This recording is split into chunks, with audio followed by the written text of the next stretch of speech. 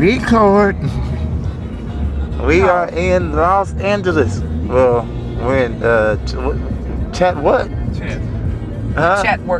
We're in Chatworks, California, on our way to Los Angeles to the ASCAP Music. I Create Music Expo. Yes, I am recording, and I might be vlogging this. Look at that. And this is my sister, Shishi. Hello, Shelia Moore-Piper in the building. Yep. BDDMU Groove Music. Yep. And this is the devil. And this is her husband, my brother-in-law, Glenn G.P. Piper. Glenn G.P. Piper. Okay, my bad. Glenn G.P. Piper. Even though that's my first initial. Yeah. That magnificent Glenn G.P. Piper. Yes, the magnificent Glenn G.P. Piper. Going to get it in, man. Yes. Are you ready? Album coming out Yes. this year? Yes. We want to thank you, Starlake. Yes, for saying yes. the record is killing. We do believe. Yes. It's going to kill some things. It's going to take care of some things. Yep. It is going to glorify Jesus. Yes. That's what we want. That's what we want. Yep. And that's what shall be done. And mountains. Look at the mountains up ahead.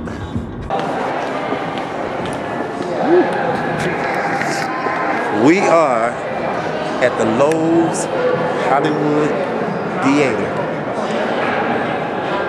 We are in Hollywood, Los Angeles, California. Or what the black urban folks would say, California. In California. California. What Tupac say? California. This is where we are. 45 days. 45 days. Oh.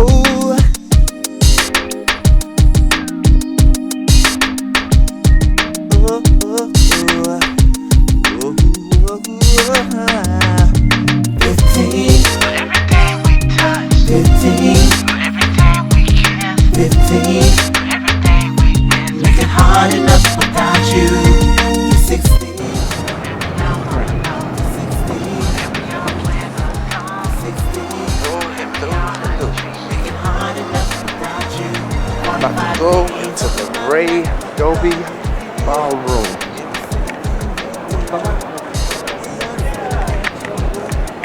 Why am I going to the Ray Dolby Ballroom? Because I'm at the ASCAP Music. I Create Music Expo. And we're getting ready to go and watch an interview with Katy Perry. You know who she is. I Kissed a Girl, all of that stuff. Alright? Get back with you soon.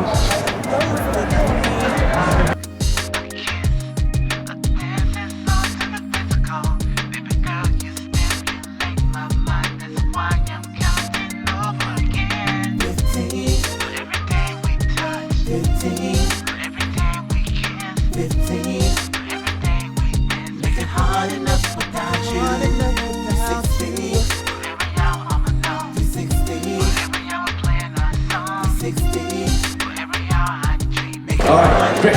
So, this is Decent Work for Decent Pay, Diplo and Big Sean in Conversation.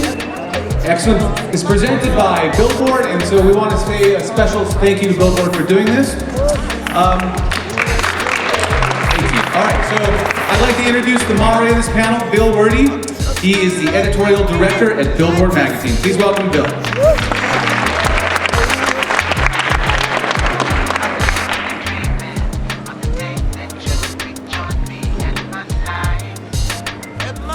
Hi everybody, how you doing? All right. Good. Got some fun today. How many people were here for the Katy Perry Q&A? Just curious. Yeah. I got no kind of tough act to follow, right? So, thank you guys all for being here today. We're going to get right into things. We've got some great talent to talk with on stage. I'm going to start first.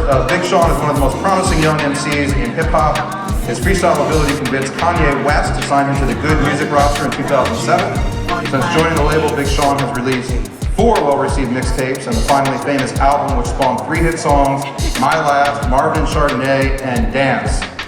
His most recent mixtape, Detroit, has been downloaded more than 1 million times since its release in September. Big Sean earned 2 nominations for this year's Grammy Awards for the good music track Mercy. We're all eagerly awaiting his second solo album, Hall of Fame, set for release, I think in July or August. We'll talk about that in a minute. Please welcome Big Sean.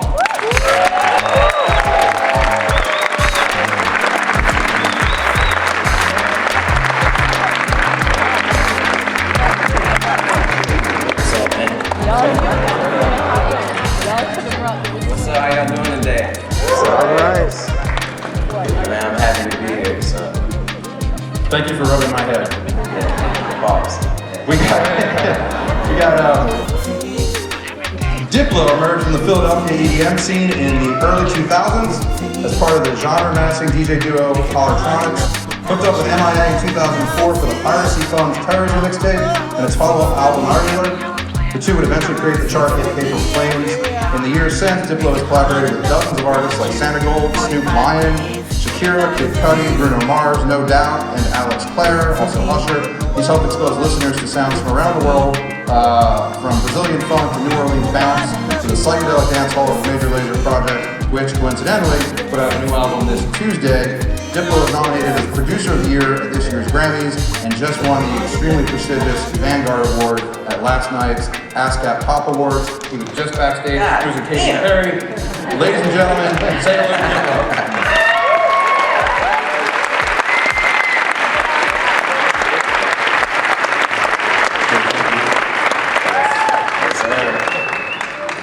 Thank you for not rubbing my head. Yeah, it's all good. So, I think a lot of the folks that tend to come to the Expo, they're people that are talented and they're young and they're hungry, or maybe they're not young but they're still hungry, and they're looking to figure out how to take their talents and start to get a leg up in the game. So, you were 2 guys that both in your own ways really kind of worked your own hustle to get to where you are today. I want to start there and just hear a little bit about your stories of taking your dream to actually start to build some momentum for yourself. And if either one of you guys want to hop in on that, that'd be great. You want to go first? Yeah, me and Sean were talking backstage and how we both had a similar up-and-coming scene. He had it in Detroit and I had it in Philadelphia. I think we kind of worked locally before we realized what we were doing on a national scale. We both had a connection next to DJ Benzie, who was putting together some mixtapes and some songs for him back in the day. I did the same thing in Philadelphia where I just started with a party. Before I was just working odd jobs, I wasn't producing yet. I was just starting with making money, making music and putting on shows and things like that. So it started really locally and it just grew to a point where I started to have to produce music. I learned how to produce music. It all kind of came just by trial and error. And I think he had a similar thing where he just kind of started it there in Detroit and made noise, buzzing like that. I think that you got to start locally 100%. What do you think was the key for building that buzz? Because there's a lot of artists here today, writers and producers, and they're probably, most of them are working locally. Right. But the trick between working locally and then actually starting to build a buzz, like what was kind of the key besides just sort of general awesomeness? What was sort of the key for starting to get attention? That was very important. General awesomeness is seriously underrated. I think you have to have originality 100%. For me, Sean's a rapper, so his personality comes out from the way he, his style and things like that. As a producer, as someone who does, I think as a DJ, it's kind of hard to create individuality with the way you sound, but you have to strive to make something that doesn't sound like anybody else, or come out with a sound or an idea that just kind of is your own. It's hard. I think it's hard for a lot of young producers to realize that, because a lot of them are interested in one kind of song or style, so they kind of copy it, But it's important to do something that's your own 100%. Yeah, and it's like, on top of that, it's more spiritual, man. Like, you gotta be, you just gotta really be comfortable with yourself and really believe. There's times where I was like at the very bottom and just like shit wasn't working out, really. And, it was those times where your faith gets tested. And if it was one thing I could have told myself, a few years ago, it's that, man, don't be afraid of like fear of not being, of not being successful. Don't be afraid of not making it. because nothing good ever comes out of like being afraid. Nothing good ever comes out of being negative or depressed. Like you have to make sure that you have your vibrations high. You got to make sure you're like a good person, you know, with a loving heart, you know, that you believe in karma, that you believe in the right things, and really get your mind right more than anything. Because we all know that it's people that's talented that aren't famous. There's people who are half as talented as those talented people that are the biggest in the world. And it's not because of the talent, sometimes, not all the time that they're at the top, it's because of how they think, the moves they make, how they operate, you know what I'm saying? And you always, one of the things I wish I always also could have told myself is make sure you pay attention to the blessings God gives you. You know what I'm saying? Make sure you pay attention to the signs, because there'd be times like in Detroit where I was trying to make it work, and then, you know, I didn't go to school after I like gave up my scholarship to Michigan State just because I believed in this music stuff. And, you know, I was living with my mom in the hood, and it was just like whack as hell to hear about how all my friends at Michigan State partying and having sex with all these girls or whatever, you know, and like I wanted to live on my own. I wanted to have sex with girls, but I was like, you know, but I was living with my mom, and, you know, I just had like this dream. We'll go back to having sex with girls in a minute, but go ahead. But, you know, I just had like this dream, and it just really wasn't working out, and time was going by, and, you know, I'll get deeper into the story, but the point I'm trying to make is, I remember this one time I went to the studio and I spent my last $40, and I mean, I was so broke, I was driving my friend to school for money, and I was too ashamed to get a job because I was putting this facade on, like, to my whole community and friends that I was like some rapper on the way to being big time, and I couldn't get a regular job, so I was driving him to work just for like $20, like super like cheap shit, man. So anyway, I remember I spent my last $40 at the studio, and I ain't like asking my mom for money because she ain't have money, and I was just frustrated, and it was like probably like 4 in the morning. And I was just like mad as hell, and I was like, man, if there's one thing I want, it's this McDonald's breakfast. I'm gonna get this McDonald's breakfast. I don't give a fuck, right? I'm getting this McDonald's breakfast. So I pulled up to McDonald's. I had no money on me, and I pulled up and I ordered the #2 egg McMuffin, you know. And they were like, all right. I pulled around to the window, and I didn't know how I was gonna pay for it. You know, there was a little change around my car, but I just remember that. They handed me the food, and they were like, all right, have a nice night, without me paying for it. And I was like, damn, that's crazy that happened, but God was kind of speaking to you through an yeah, it's just kind of like, even though that was a little sign, it was a sign that showed me I was doing the right thing with my life. It showed me that I was on the right track, and you got to make sure you pay attention to the little omens and like little signs and signals, you know. You know, little stuff like that would always happen, and it just went to show me that no matter like how hard I was trying, I was doing the right thing. You know what I'm saying?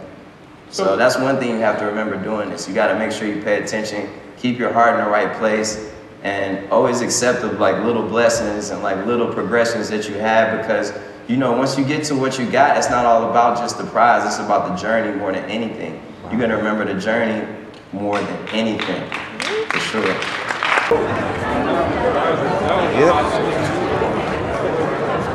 Yep, we're not done yet.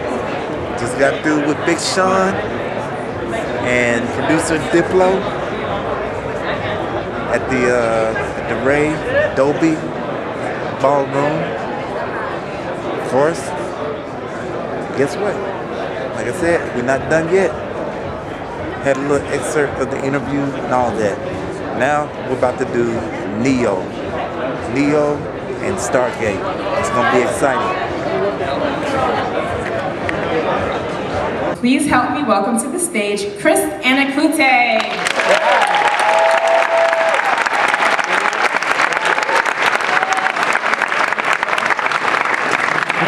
Our next set of panelists are Grammy-winning super songwriting production team Mikkel Erickson and Tor Hermanson, better known as Stargate.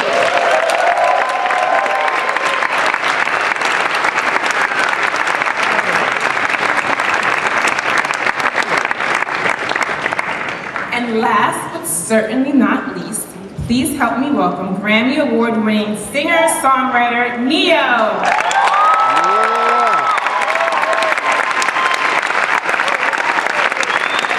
Yeah. Yeah.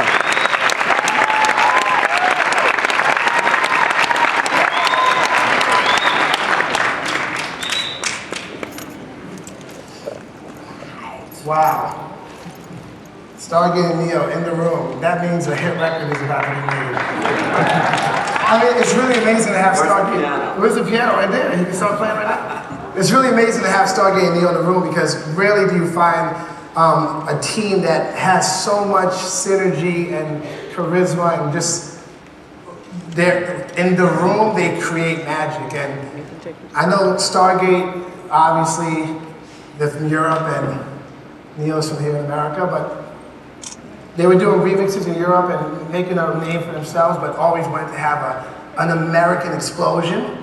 And Neyo, obviously, being an artist, pursuing his craft, wrote a hit song for Mario, but was obviously trying to pursue his own career and be on top of the charts like he is today. And together, they had their American breakthrough with So Sick. The one that started it all. The one that started it all for all of you guys basically here in America. So just give us a little bit about how you guys came together, Stargate and Neyo, because over the last 8 years, you guys have pretty much ran the chart in terms of commercial, crossover, international music. So how'd you guys come together? How did that happen? If I may, I remember Sony Studios in New York. It doesn't exist anymore.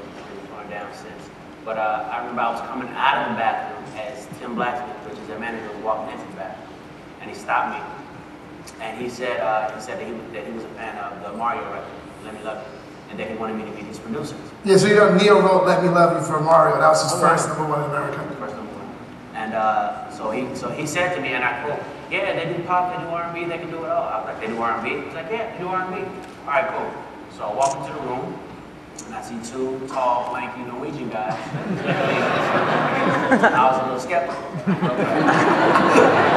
Interesting. It's not so. But I do recall the first, one of the first tracks that they played was the track that would eventually become So Sick.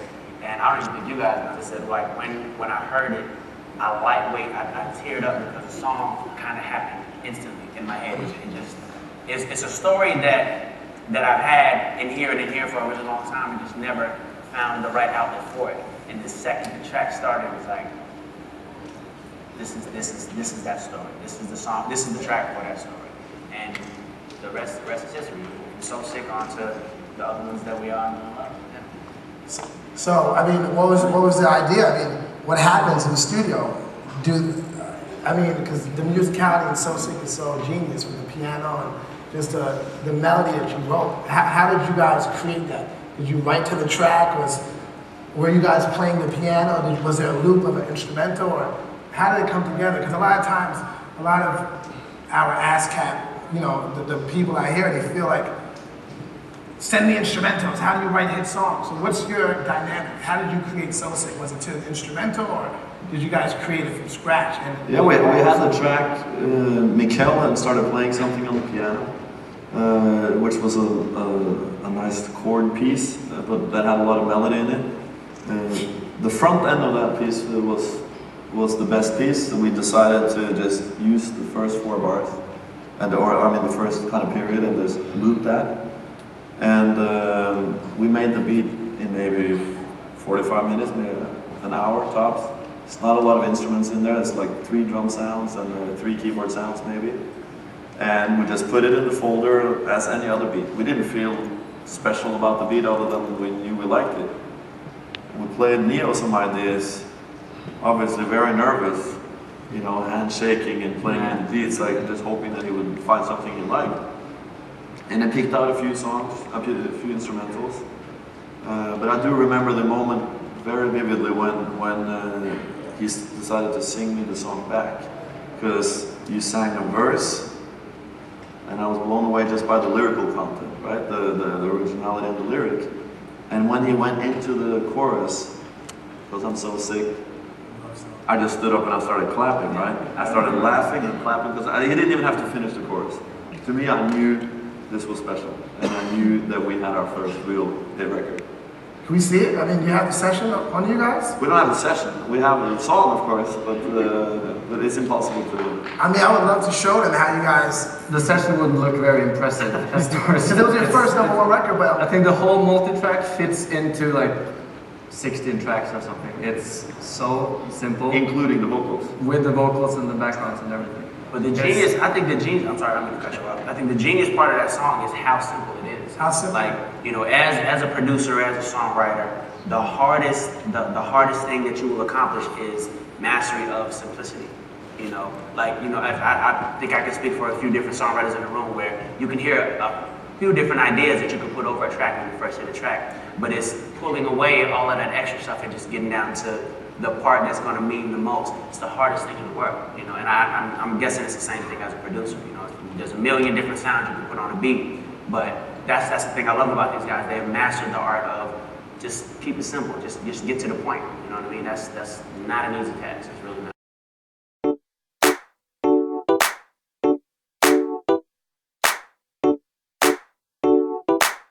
Friday night, let's ride.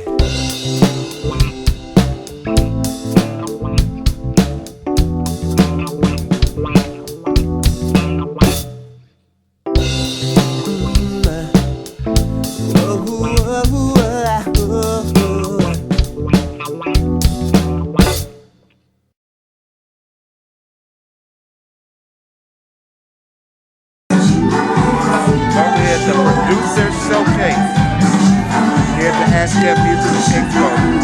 So in a few minutes, they're gonna play some of my new stuff. But what you're hearing right now is this lady right here.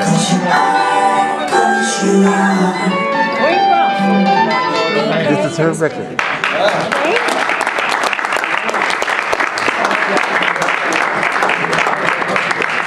I'm going to do one more. Be on the lookout for her. Then we continue again. Later along. Future stuff. You. Makes it easy. Hi, I'm Ron from Holland. The next track is the first single from for UK-based artist James William, and we co-wrote the track and I produced the track, so it's out on iTunes if you really like it. Right. Thank you.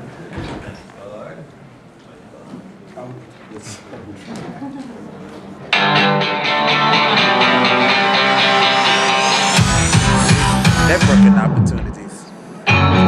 It's kind of strange. I didn't tell you yet. Your heart's to get out of my mind. Oh, I'm not the same. 'Cause I just can't forget you. Pretty grab the stars from the sky. Oh. This is a famous reason, All right. guys. I heard this music about Comcast working out. What's his name? Yeah, it's awesome. And they had to have the bios and all that. You had like a short bio.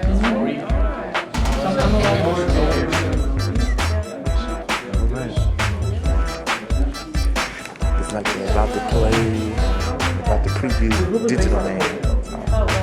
See how they like it. It still is. I'm no longer like a All right, this your boy KADRAE, and I'm Neyo from Barbados. Yeah, so we're here at the ASCAP.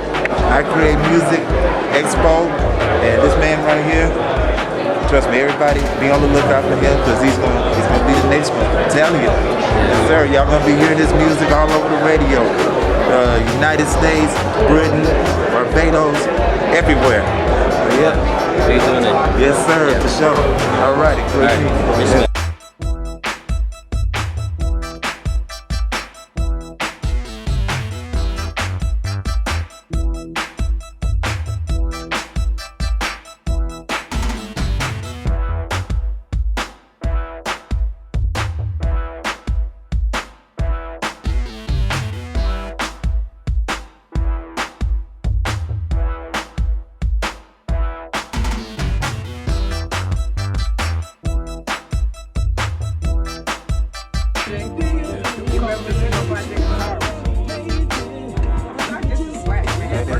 Infamous Hollywood sign.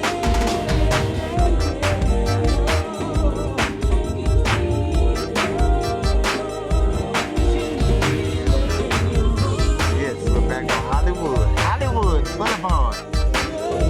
It's the end of day 2.